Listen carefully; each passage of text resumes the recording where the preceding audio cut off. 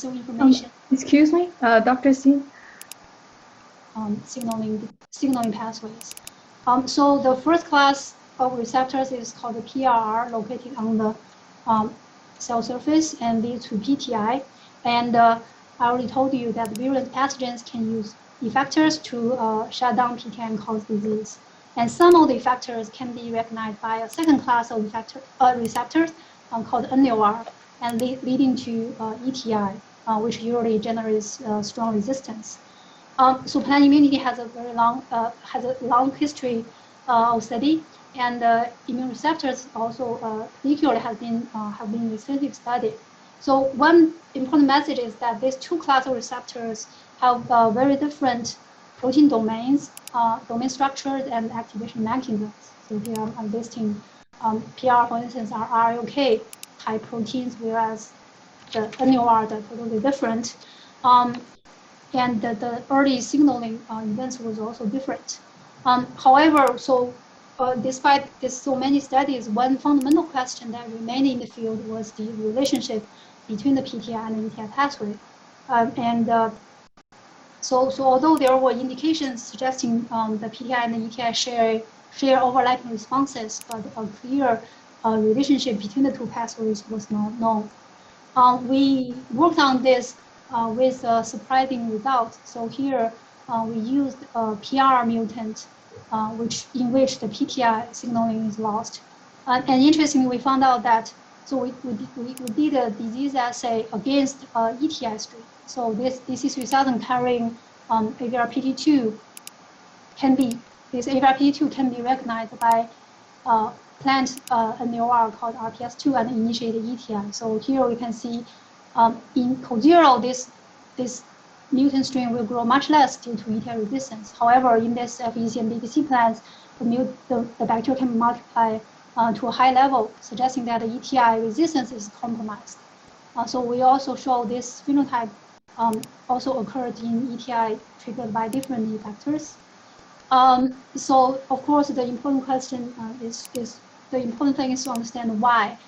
So we did many assays to find out what immune ETI-related responses are wrong in these PR mutants. So here to summarize, this response, these are NOR expression or the other early signaling events are intact. But finally, we were able to find out there's one immune response, which is the reactive oxygen species or ROS production actually requires both PTI and the ETI pathway. So here, I'm showing you in this text AVRPT2 transgenic plants, we can use different elicitators to activate different pathways. I'm showing you that, well, so this is the ROS measurement. So FLAG22 will trigger a fast, that's very transient PTI ROS.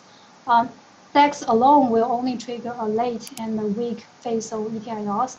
However, FLAG22 plus DEX can not only trigger PTI ROS, but also trigger a very strong secondary ETI ROS. So this suggests to us that this strong ETI phase of ROS actually requires both pathways.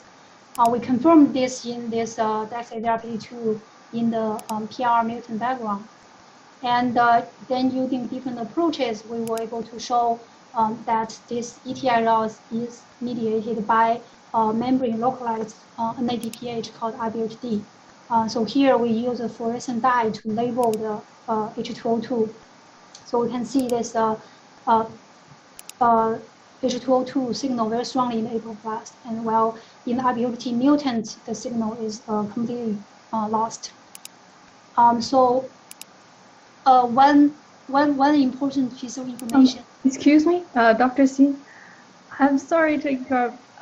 It's very comprehensive work, but we are already behind the schedule. So could you please try to close up as soon as possible? Thank you. Okay. Yep. So sorry about that. So just this one last piece of data showing that this we found out these two pathways can actually coordinate to fully activate IBHD. So one is can upregulate the transcripting protein, and the other is for the phosphorylation. So the take-home message for this one is that the PTI and ETI pathway can collaborate and are synergistic to each other. So I'm not going to go further detail. And again, we published this paper side by side with Dr. John's lab, and we took complementary approaches and support each other. And there is also an emerging theme on the intimate crosstalk of PTI and ETI, so, and commentaries. So just to summarize, so I have been also still working on this host pathogen and environment triangular interactions. And our long-term goal is to hopefully offer innovative strategies to improve plant resistance and the phyllosphere health. So I really want to thank the students and postdocs in my lab. It has been great 5 years. And I want to thank collaborators and also the funding source. And especially I want to thank our institute and also the CPAMS, which is the joint program of CAS and the GIC, to offer the generous support for my setting up the lab and also the good platform for scientific communication and training for junior PI. So thank you very much. I'm sorry about the timing. Thank you, Dr. Xin. Maybe we're gonna still have maybe 1 or 2 questions from the committee member, please.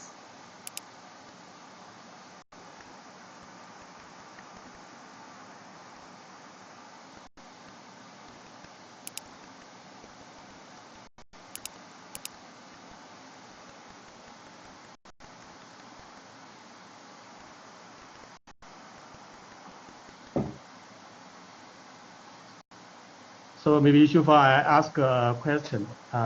Firstly, you just had a very nice talk. So you mentioned that microbeta homeostasis can affect the leaf health. So my question is, does the microbeta composition can affect the upper plast water or the so-called water soaking in the leaf? Yeah, interesting question. So you mean whether bacterial microbiota can affect the water soaking, not the reverse way? Yeah. Yeah. So for that, we can presumably, we can grow plants in a sterile condition, for instance, on MS plates, and then inoculate with bacteria. So for that, I think we definitely still see water soaking, but the degree may be different. So, and I think there's studies from other labs also suggesting that the bacterial microbiota could affect plant immunity. So then in that way, then the plant immunity will indirectly also affect the water soaking process. So short answer is yes. So because the plant immunity and the pathogen virulence, they are often interlinked. So the underlying mechanism required further investigation, right? Yes. We currently are not like working on microbiota in relation to water soaking per se, but yeah, I think probably will affect. Okay, thank you. Thank you.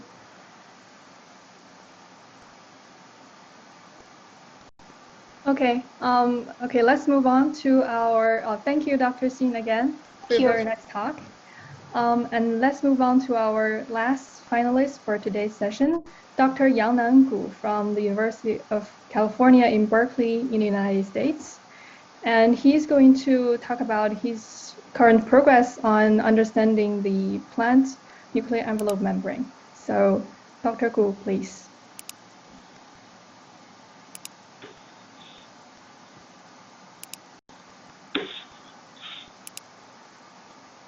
Well,